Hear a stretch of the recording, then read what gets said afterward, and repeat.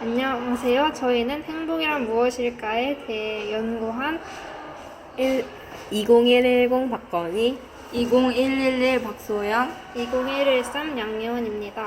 저희는 진정한 행복에 관한 연구를 했는데요. 일단 이런 내용으로는 동양 철학의 행복, 서양 철학의 행복, 현대 철학에서의 행복, 그리고 저희가 정의한 행복이란 무엇인가가 있습니다. 네, 행복이란 무엇인가? 일단 동양 철학에서의 행복부터 살펴보려고 하는데요. 유교에서의 행복은 조화로운 인간관계 속에 행복을 추구하는 것이고, 불교에서의 행복은 고통에서 벗어난 해탈의 행복을 추구하는 것입니다. 또한 도교에서의 행복은 자연과 하나 되는 무의의 행복을 추구하는 것입니다. 일단 처음으로 유교의 행복이란 무엇인가에 대해서 설명해 드리겠습니다. 유교에서는 공자를 중심으로 한 육아 사상을 바탕으로 인간의 도리와 사회적 역할을 강조하는데요. 그러므로 인과 예를 실천함으로써 수기치인이라는 행복을 추구할 수 있다고 말합니다.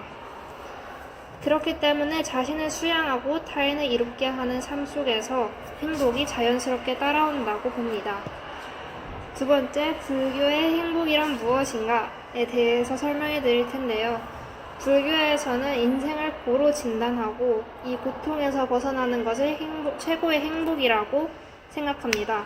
그 핵심은 사성제와 팔성도에 있고, 고통의 원인을 집에서 찾고 이를 소멸시키는 멸의 상태가 곧 행복인 것이다 라고 설명합니다. 마지막으로 도교의 행복이란 무엇일지 설명해 드리겠습니다. 도교에서는 자연과 하나 되는 무의의 행복을 추구한다고 했는데요. 도교는 노자와 장자를 중심으로 한 철학으로 인위적인 것보다는 자연스러운 상태를 강조합니다. 즉, 자연을 따르는 삶, 그것을 강조하는 것이죠. 동양 철학에서의 행복은 이런 공통점을 가지고 있습니다. 외부보다는 내부에서 행복을 찾자. 그리고 단순한 감정이나 물질적 풍요의 상태가 아니라 삶의 방식과 내면의 태도에서 비롯된다고 여겨집니다. 다음으로는 서양 철학에서의 행복이 있는데요. 다음으로 서양 철학자의 행복관에 대해 발표하겠습니다. 고대 철학자 아리스토텔레스는 행복을 이성에 따른 탁월한 활동이라고 정의했습니다. 단순한 쾌락이 아닌 이성에 따라 덕을 실천하는 삶을 통해 참된 행복에 이를 수 있다고 보았습니다. 다음으로 고대 철학자 에피쿠로스 학파는 쾌락을 강조했지만 단순한 육체적 즐거움이 아니라 정신적 평온을 중시했습니다. 쾌락의 시작과 끝은 마음의 평온에 있다라는 그의 말처럼 지속적인 내적 안정을 통해 행복을 추구했습니다. 다음으로 스토아 학파는 이성과 자연에 순응하는 태도를 강조했습니다. 외부 환경이나 감정에 흔들리지 않고 자기 통제를 통해 내면의 평정을 유지하는 것이 행복이라고 보았습니다. 중세로 넘어오면서 행복은 신과의 관계 속에서 이해됩니다. 아우구스티누스는 우리 마음은 당신 안에서 쉴 때까지 불안합니다 라고 말하며 인간은 오직 신 안에서 참된 인식과 행복을 얻을 수 있다고 보았습니다. 토마스 아퀴나스는 이성을 통해 선을 추구하는 점에서는 아리스토텔레스를 따르지만 완전한 행복은 신의 은총과 구원을 통해 이루어진다고 주장했습니다. 정리하면 고대와 중세 모두 행복을 인간 존재의 완성으로 이해했다는 공통점이 있습니다. 그러나 고대는 인간의 이성과 실천을 강조했고 중세는 신에 대한 의존과 초월적 구원을 강조했다는 점에서 차이가 있습니다.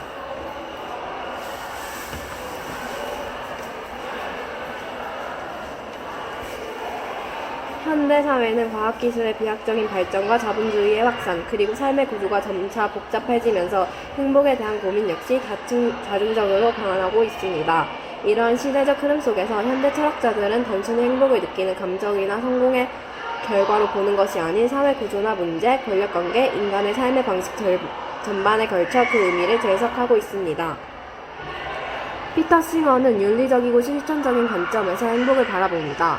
피터 싱어는 공리주의적 입장에서 최대 다수의 최대 행복을 강조하며 타인의 고통을 줄이는 실천이 진정한 도덕적 삶이며 그것이 결국 개인의 행복으로도 이어진다고 주장합니다. 마사 누스바움은 능력 접근법을 통해 인간이 행복을 누리기 위해서는 단지 감정적인 만족이 아니라 실질적인 삶의 조건, 교육, 건강, 정치적 자유, 자기 표현의 기회 등이 보장되어야 한다고 봅니다. 그녀는 행복을 인간으로서 존엄하게 살아갈 수 있는 기본 능력의 실현으로 이해하며 이는 사회적 약자와 소외된 계층의 삶을 고려할 때 매우 중요한 시사점이 됩니다. 슬라보의 지적은 현대 자본주의가 만들어낸 행복의 환상에 주목합니다. 슬라보의 지적은 우리가 추구하는 대부분의 욕망은 우리 자신이 만들어낸 것이 아니라 사회 시스템이 부여한 것이라고 비판하며 진정한 행복은 이러한 구조에 대한 불편함을 인식하고 그것을 넘어서는 과정에서 비롯된다고 합니다.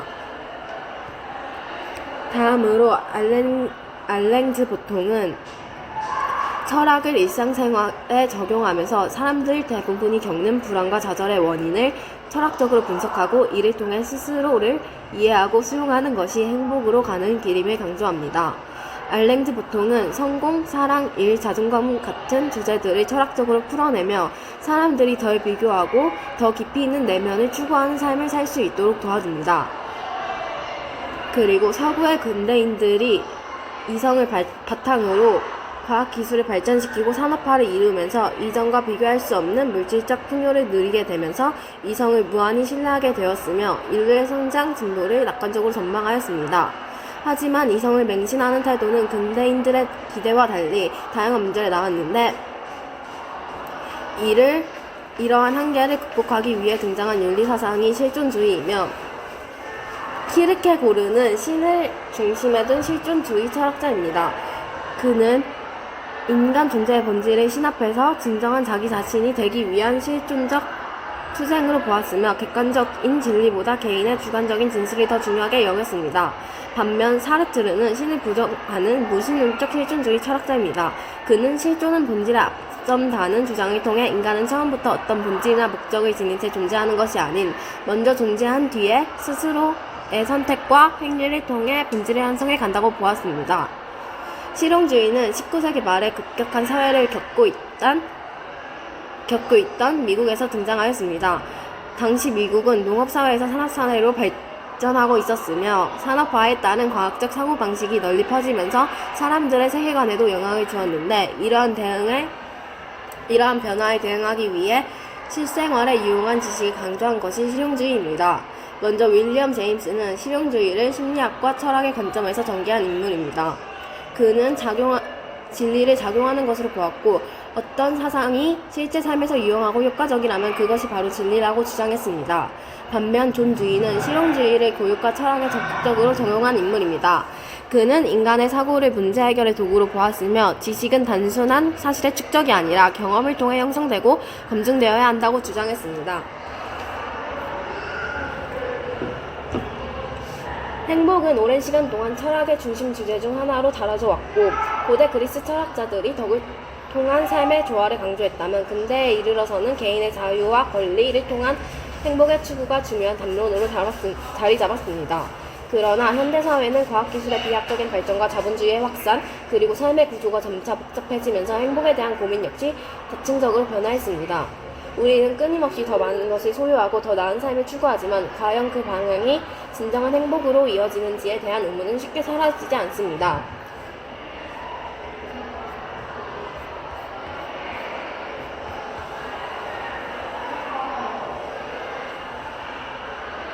따라서 저희는 행복을 미래에서 찾지 말고 지금 여기에서 찾자라는 결론을 내렸습니다.